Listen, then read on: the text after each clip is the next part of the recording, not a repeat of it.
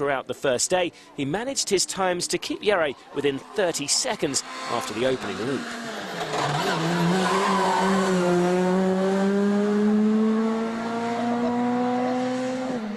Alistair Fisher was also showing his pace in Germany, battling with Breen for second place, and it was all looking good until a puncture on the final stage of the day cost him nearly 3 minutes, and he dropped from 3rd to 11th and out of the running. You're going to have to stop, 15k to go. Get her down here, you're going to have to stop, yeah. Make sure she's flat, yeah. That promoted another Pirelli star driver into the top 3 in the form of Andrea Crinola. Openly admitting that tarmac is his favoured surface, Andrea was showing his form but wasn't able to match the pace of the top 2 ahead of him. Lemesh was the man who ended the day on top after a faultless drive, but he could not afford to ease off. Breen was pushing him hard. As the first leg came to a close, the Irishman was his usual animated self, not happy with his performance over the final stage and some work to do on day 2. I thought I would have dropped about 20 seconds or so because I was driving like my grandmother all the way down the hills and something's bent a little bit, so lucky. Luck is on our side for a change. Your grandmother must be quick then. She doesn't go, but she drives hard, in fairness, my grandmother. As in Finland, the WRC Academy was set for a final day showdown, and once again, Craig Breen was the man to watch, chasing down the 36-second deficit to Lemesh. So, as has been the Academy programme all year, just 2 days of rallying makes up each event, and on the second and final day, it was Lemesh who led the young WRC hopefuls into the stages in his bid to claim his first victory this year. And it all began well, taking the second fastest time through the first stage of the day, just 1.8 seconds slower than Jan Czerny. But on the following stage, his campaign for the win would come to an abrupt end. Outbreaking himself into a junction cost him nearly a minute, dropping down to second, 16.2 behind Breen. With just 6 stages left to run, Breen found himself in the hot seat and just had to keep it on the black stuff throughout the remainder of the day to ensure almost certain victory. Despite this, the Irishman was not backing off, but could he hold his nerve? Well, one man who couldn't was Egon Kauer. Having dropped to 5th during the day, he was still on course for 10 points, a good result on a surface he's not familiar with. However, on the final stage, an uncharacteristic mistake from the championship leader saw him go off the road, puncturing a tyre and damaging the oil sump. The error cost him over 2 minutes, 3 places, and Egon had to settle for 8th overall. Jose Suarez was now up to 4th place and en route for his best finish of the year. Unable to challenge Crinola for the final podium spot, Jose decided to play it safe and ease off to bring it home for 12 championship points behind Crinola and Lemesh in second. But the main celebrations were in car number 109. Having led every single event this year, only to be stopped due to retirement or driver error, Craig Breen prevailed, bringing his Fiesta home to take his maiden victory in the WRC Academy. Handshakes all round as the delighted Breen celebrated his first win. Great job, great job. Thank you.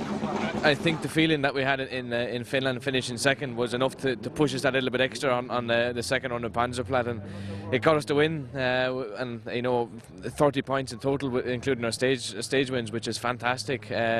Egon, unfortunately for him, fortunate for me, had a fairly bad weekend, so it puts us in contention again, which definitely this weekend it wasn't looking so good, but now we're back on track. Well, another close finish in the WRC Academy. Celebrations for Breen and commiserations for Lemesh, eventually settling for second, 15.1 behind. Andrea Crinola rounds out the top 3 with Suarez and Jan Czerny closing out the Academy top 5.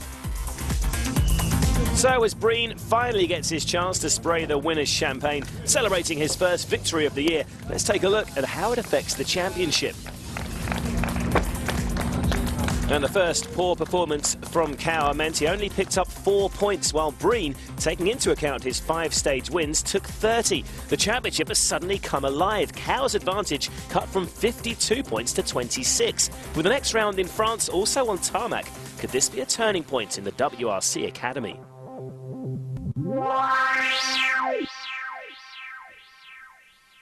In this edition of Rally World's New Faces, we caught up with WRC hopeful and Australian Academy driver Brendan Reeves. Despite a difficult weekend in Germany, Brendan has proved his pace this year, taking 3 fourth places in the first 3 events. He sat down with us to tell us about his career so far and his plans for the future.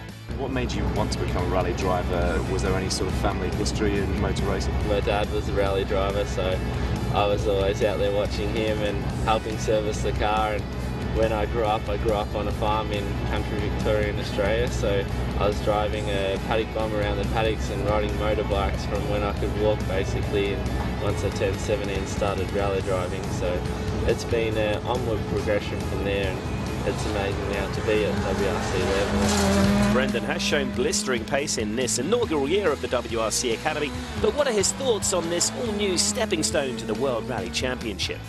The experience of the Academy has been amazing so far this year. It's a real challenge for everyone. We haven't done many WRC events before at all, so it's a fresh start coming to all these European rallies. The competition's still great, so it's been an awesome opportunity so far.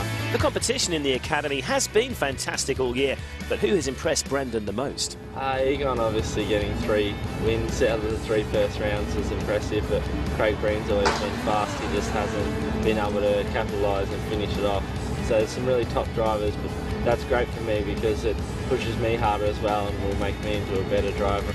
And what about his personal highlight of the championship so far? Finland was a real highlight. It's just a rally that I've really always looked up to, and as a kid growing up, that's the rally you really want to do, and now it's hard to believe that I've been there and done the rally and come fourth. That was a great experience. After a really promising start to the year, Germany presented Brendan with his toughest test yet, finishing a disappointing 13th. He talked us through his weekend. It started off tough. Stage 1, halfway through, we locked up the front brakes and went off the road. Luckily we didn't damage the car, so we got back on and we dropped 6 minutes. So from there on, it was basically we're at the back of the field and had to try and get through every stage and try and claw back some positions, but it just didn't happen throughout the whole rally. And alongside him in the car, it's not just his co-driver, it's his sister Rhiannon, affectionately known as Toby. But is there any sibling rivalry inside the car? The car for us, it works really well. We enjoy rallying together as well because we know each other so well, so it's been working great so far, and hopefully we have many years of success to come. She isn't too much of a backseat driver or a nagging passenger? Not at all. I always are asking her 10 million questions in the car. Okay, how far to the next stage, how much time we got, and I keep her busy, but she does a great job.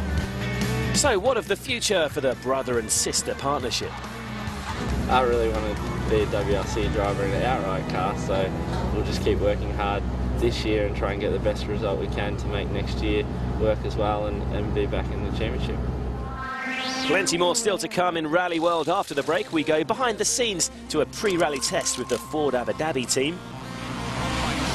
We bring you all the latest news from around the sport, including an insight into Ken Block's spectacular new Gymkhana video. It's fun just being creative on these sides of finding these situations and being able to figure out different things to do with the car.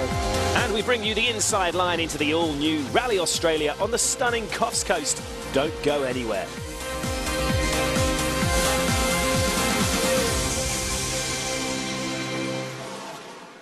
Welcome back to Rally World. We're back on gravel for round 10 in Australia. As ever, the teams have been working hard behind the scenes to prepare for the latest WRC challenge.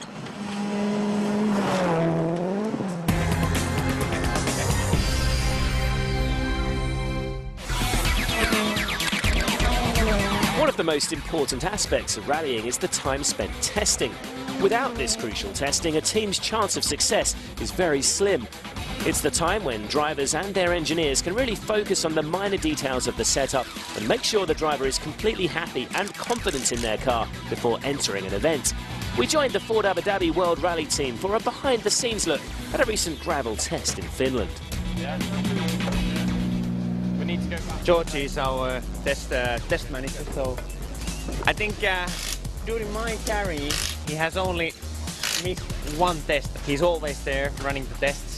We have a Mick Maunder doing the food. Andy, he's in charge of overall what is happening with the car. Also, we have many other people like same guys who have done testing. They are also in. It's like a test team. So most of the guys are the same. Of course, there will be some changes, and then our rally engineers, Tim and Tom, they are most of the time always in test.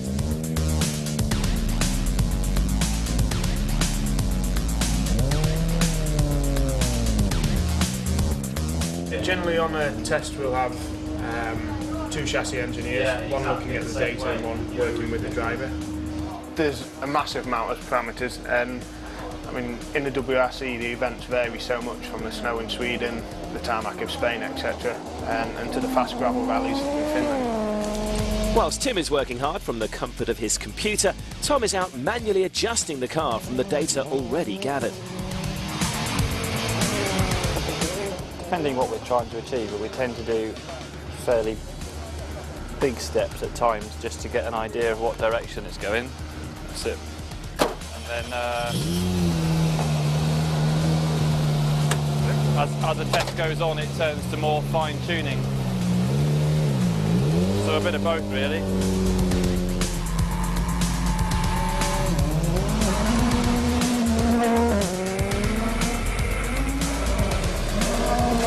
It's really fantastic. We have to just reset the rebound every time we fit the damper. It controls the damping when the damper's falling towards the ground. The damper works in 2 directions. There's the compression, which is when the car is going down, and then the rebound when the car moves up or the ground moves away from the car. So when the wheels are falling, that's the rebound side, and wheels are going up towards the car, that's the compression side. Of course, we are really trying to work hard to make the car faster and make it better to drive as well. And so if they have new parts, we test those, how they work, and all the time we just try different things. So there's millions of things you can do with the car. So even though we have a good setup, we can just, you know, try different kind of compromises with different kind of roll bars and springs and dampers, and trying to find something better from it. So it's kind of a work that really never ends. There is only so much an engineer can tweak in the setup. The rest, and the most important information, comes from how the driver feels, as Jari Matti explains. 3 elements: hands, legs, and the bottom.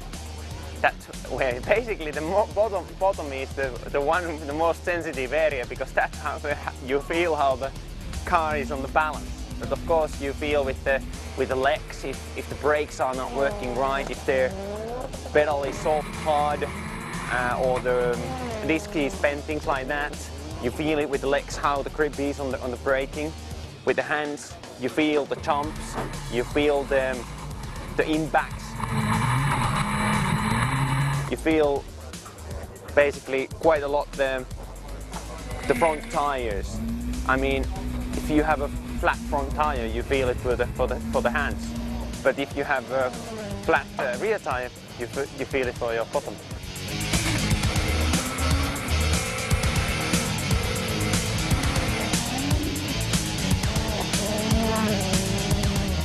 I'm pleased. We have done 2 very long days, a lot of driving. We have done a lot of small changes. But at the end of the day, I think I have the most important thing, I have a good feeling for the car and for the road. For sure in Australia, surface is a little bit different, but generally it's a bit faster rally as well.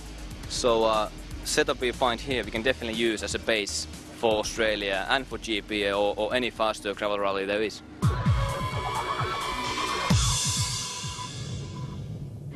In the news this week, following the fallout between Sebastian Ogier and his team in Germany, rumours had circulated that the Frenchman could leave at the end of the season, with Ford a possible destination. For now, though, it appears Ogier will remain with Citroën for at least another year.